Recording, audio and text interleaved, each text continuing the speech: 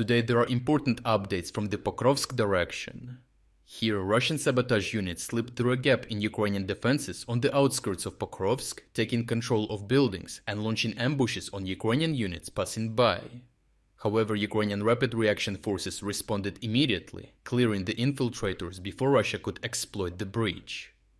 To the south of Pokrovsk, Russian sabotage and reconnaissance units managed to infiltrate the outskirts of the town through Zvirove, exploiting a momentary Ukrainian infantry shortage that created a large gap on the front line.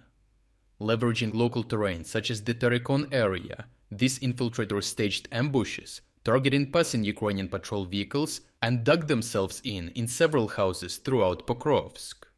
However, the Ukrainian command responded swiftly by deploying rapid reaction units, urgently initiating clearance operations to neutralize the infiltrators and swiftly deal with this sudden threat.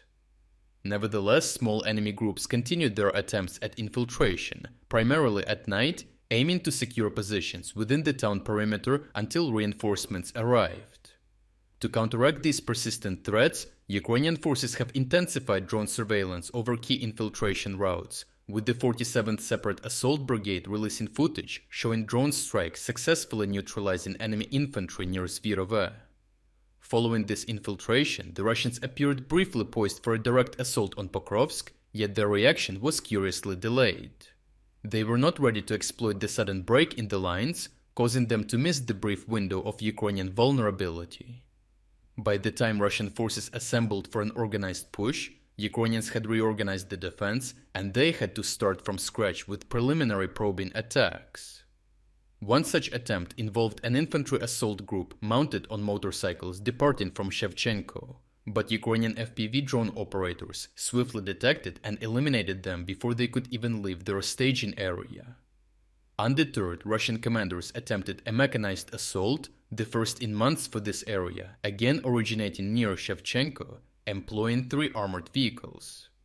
Ukrainian artillery and drone teams swiftly responded, obliterating the advancing armor in open terrain, exploiting their vulnerability without cover.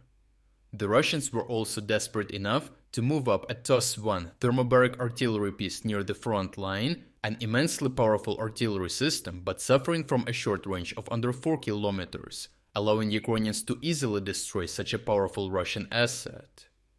A significant factor contributing to this disorganized and ineffective Russian attempts lies in Ukraine's strategic operational targeting, which has severely disrupted Russian logistics and command structures.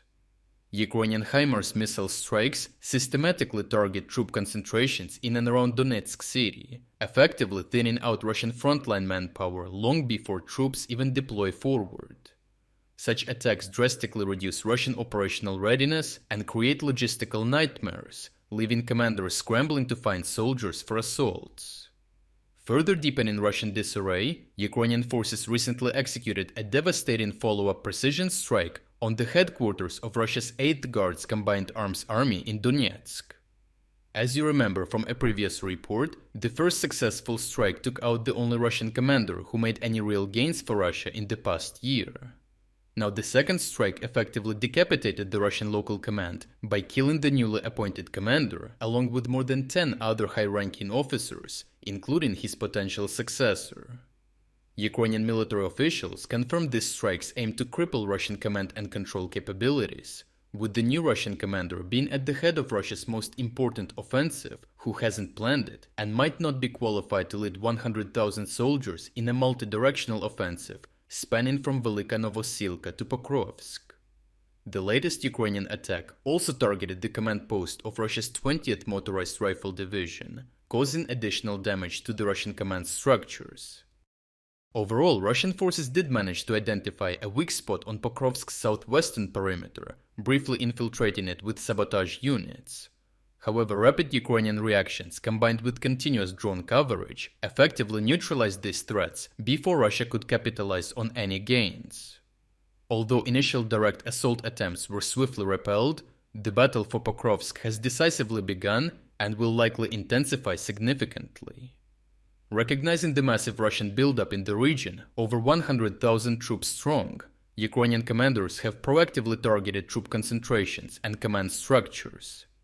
These measures aim to disrupt Russian operational cohesion and decisively weaken their massive force deployment, laying the groundwork for continued successful defense that could break Russian forward momentum.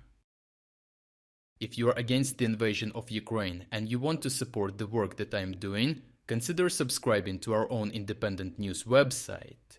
Here you can find our exclusive strategic insights, comprehensive overviews of all fronts, and regular tactical analysis videos. By subscribing, you will not only show your support for this channel, but also help and defend independent journalism.